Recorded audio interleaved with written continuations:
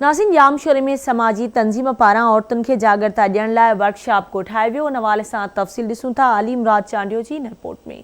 जामशोरो में समाजी तंज़ीम थरदीप ऐं सक्सेस पारां ॻोठाणनि औरतुनि सां गॾिजाणी करे खेनि सिहत तइलीम ऐं रोज़गार बाबति जागरता ॾिनी वई। जामशोरो जे क़दीमी ॻोठ साईं ॾिनो मलाह में समाजी तंज़ीमुनि जे अॻुवाणनि नसरीन खान, अब्दुल समन फलपोटो, आतिफ कुरैशी, फौजिया सोलंकी ऐं किशोर कुमार जी अॻुवाणीअ में कोठायल जागरता वर्कशॉप में ॻोठ जे औरतुनि समेत तइलीम, सोशल वेलफेयर, लाइव स्टॉक ऐं सिहत खाते जे अमलदारनि शिरकत कई। इन मौक़े ते वर्कशॉप में शामिल थींदड़नि आवाज़ी सां पंहिंजा वीचार हिन रीत वंडिया। अॼोको ये जेके असांजी वर्कशॉप आहे एक्टिव्स वर्कशॉप यानी ॻोठाणे हिकिड़ो रज़ाकारनि जो हिकिड़ो वर्कशॉप आहे। जेके बि हिते तंज़ीम में कमु कनि थी उहो पंहिंजो अची हिन में पंहिंजा तजुर्बा ॿुधाईंदी आहे कि असां जेके मिसाल तौर ते हिननि खे इनकम जनरेशन ग्रांट हिकिड़ी मदद मिली, उन्हनि में हिन कहिड़ा कारोबार कया, छा कया, उन में केतिरो फ़ाइदो हिननि खे थियो आहे, या हिननि खे हेल्थ इंश्योरेंस जा कार्ड मिलियल आहे, उन्हनि में केतिरनि खे फ़ाइदो मिलियो आहे। हिन यूसी में जेके बि असांजूं पाड़े सतह ऐं ॻोठ सतह जूं तंज़ीमूं कमु करे रहियूं आहिनि, उन्हनि जी शेयरिंग वर्कशॉप हुयो। माना हू पंहिंजे ॻोठ में कहिड़ा कहिड़ा कम करे रहियूं आहिनि,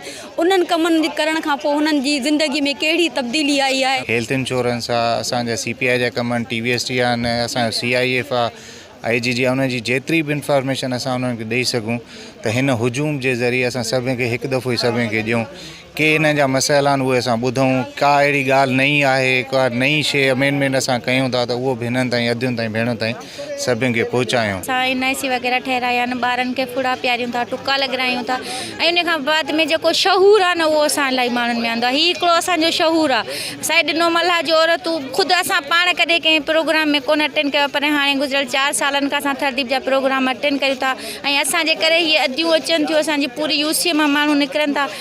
आउं सम्झां थी इहा असांजी कामयाबी आहे। सिहत जे हवाले सां या डिलीवरी जे हवाले सां ॿारनि जे जेको कमज़ोरीअ जो जेको प्रोजेक्ट असांजो आयो आहे उन जे हवाले सां, वणकारीअ जे हवाले सां, NIC कार्ड जे हवाले सां खोड़ सारा अहिड़ा मसइला आहिनि जेके हल थिया आहिनि। जामशोरे जे ॻोठ साईं ॾिनो मलाह में कोठायल वर्कशॉप में ॻोठाणनि औरतुनि सिहत तइलीम ऐं रोज़गार बाबति पंहिंजा मसइला पेश कया, जंहिं ते तइलीम, सोशल वेलफेयर, लाइव स्टॉक ऐं सिहत खाते जे अमलदारनि खेनि यकीन ॾियारियो त अव्हां जा मसइला हल करे ईंदड़ वक़्त में बि अव्हां सां हर मुमकिन सहकार कयो वेंदो।